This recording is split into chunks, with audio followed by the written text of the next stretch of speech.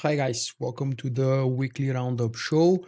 We haven't had one of those in 2 weeks, so we had quite a bit to cover. Last week I was forced to skip on it because I was far too busy creating all of the content that I wanted to show you related to Star Wars The Old Republic's patch 5.0 and Knights of the Eternal Throne. This, of course, is going to be the major topic, and almost everything you're going to hear and see in this episode is also going to be related to the newest expansion to my favorite MMO game. Let's begin. First, of course, we've had the patch notes for the expansion, very lengthy document. I have actually created a table of contents, so you can browse through those patch notes and check out all of the class changes or whatever else you need to learn. Then, in case you haven't visited this thread, this post, it's not a thread, everything about SWTOR 5.0 Knights of the Eternal Throne is something I've started a long time ago. As you can see, the original creation date is 8th of October. That's way before the expansion launched. And after the launch, I've separated it into after launch and before launch. And after launch, you will find all kinds of interesting links sorted in 3 different major categories. First one is story walkthrough. Second one is what's new. These here are all tutorials and guides that I've created after the launch of the expansion. The third one is news and updates, and okay, there is a fourth one as well, videos. Most of these videos are attached to the other articles, the guides and the walkthroughs, but I've decided that it might actually be useful to bring them up here on this page so you can easily find them. Usually they are short guides and tutorials showing you what's new, what's different, and what has changed.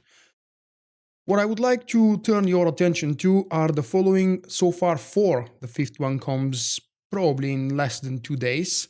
Uprising Guides. I've worked very hard and long to research everything possibly related to the uprisings, the bugs, and the ones that don't work properly.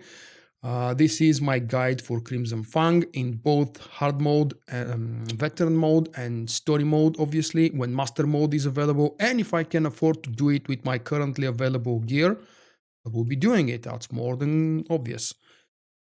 The structure of the guides is always the same. We've got the boss mechanics and screenshots, and then at the bottom you have 1, 2, maybe more videos, depending on how many videos I have recorded for that uprising in different situations, with different classes, with different modes, with different number of people, because I do enjoy soloing and undermanning those uprisings. The next article is my guide for Firefrost. It's another one, actually one of the shortest and personally for me most fun and entertaining uprisings because of the final boss encounter. It's really cool. I don't know exactly why. There are no new mechanics in terms of really brand new mechanics. Moving on, the next guide is about the Inferno uprising with the boss that wets itself, which is actually kind of a mini boss encounter and really easy to do. That's the one. Me and Zentrax came up with the idea that the boss wets himself because of one of the mechanics that he spills oil in a very cool and interesting animation. And then here is my newest uprising guide, which I've released actually yesterday on 10th of December. For Done and Dusted, definitely the longest one and probably the hardest one as well in terms of number of bosses and boss mechanics. Again, one of the bosses is skippable, by the way, or in other words, a bonus boss. You don't need to do anything extra to unlock the bonus boss, if I remember correctly, but you get extra command rank points. Moving on, this is a guide slash tutorial slash blog post, how to level up in Star Wars The Old Republic 5.0. I've been asked that question many times throughout the years, not just in this expansion, but in the past as well. And I thought maybe it's finally a good time for me to write up something. This is not a guide specifically on how to level up fast, although it's a part of the article, and it is right here, which way is the fastest. I'm not giving you specific direct directions as to go to this terminal, pick up these missions. I'm just outlining the basics. It's most important for you guys to have fun. If you want to get in 1 hour from 1 to 70, it's actually doable. People have proven that it's doable, maybe not in an hour, but in 4 or 5 hours. That's a huge grind though. Unless you know you really want to reach level 70 for whatever your reason is, don't rush it. The game is fun even in the lower levels. Moving on to the next one, where we have a list of companion status, and the title is SWTOR Companions Availability List. This is a list that originally was posted partially on one of my videos by Mitchell Baran. Thanks very much to that person. He created a very interesting and cool detailed list about the classic companions.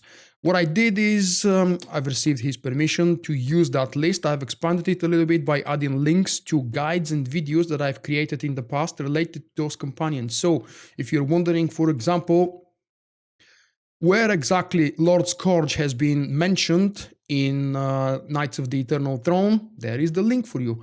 If you're wondering what happens to Arik Jorgan and where he can be recruited and how exactly we decide his fate, both of these videos are available for you to check them out.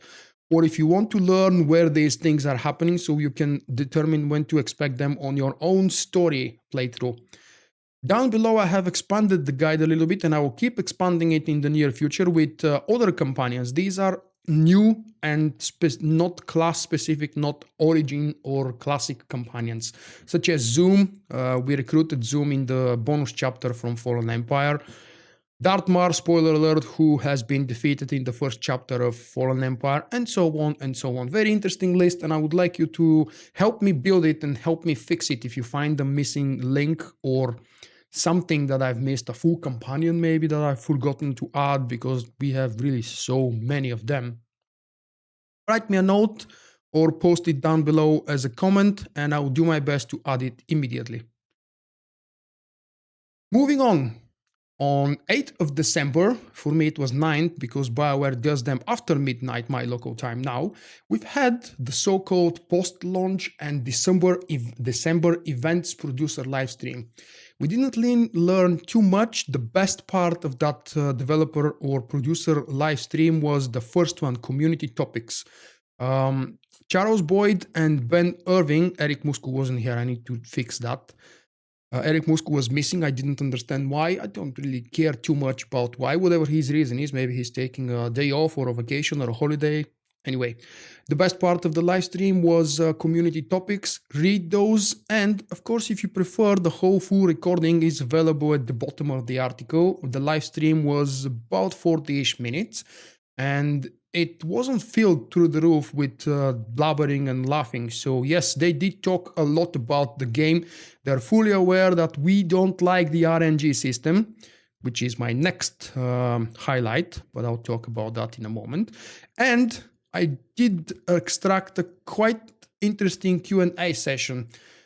Most important of it is probably the answer about server merges, and let's see, probably about the next Bioware stream, which is next Thursday. So that should be, let me check my calendar. It should be on 15th. Huh, Rogue One Day. Seriously, Bioware, I don't think I'm gonna watch that live Bioware stream on 15th because I will be watching Star Wars. I'll be watching Rogue One, a Star Wars story for which I've got tickets yesterday. Woohoo!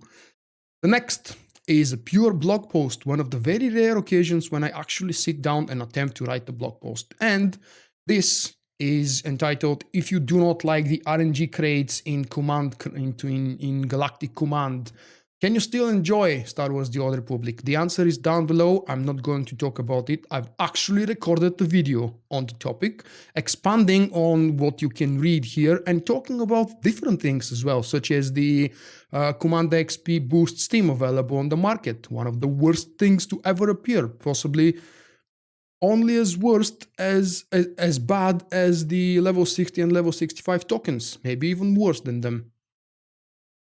And here is the one article that I have extracted that's not related to Star Wars or Star Wars The Old Republic.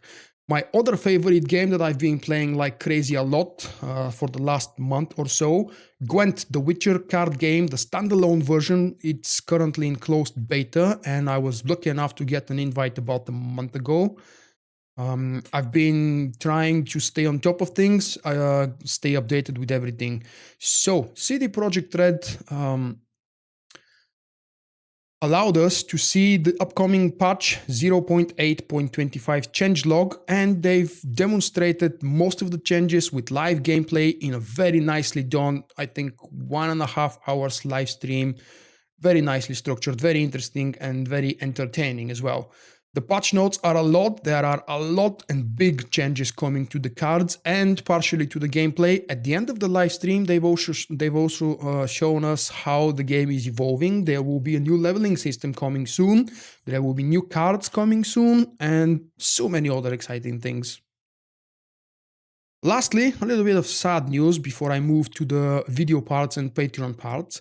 I would like to share with you that I'm a little bit sad with how my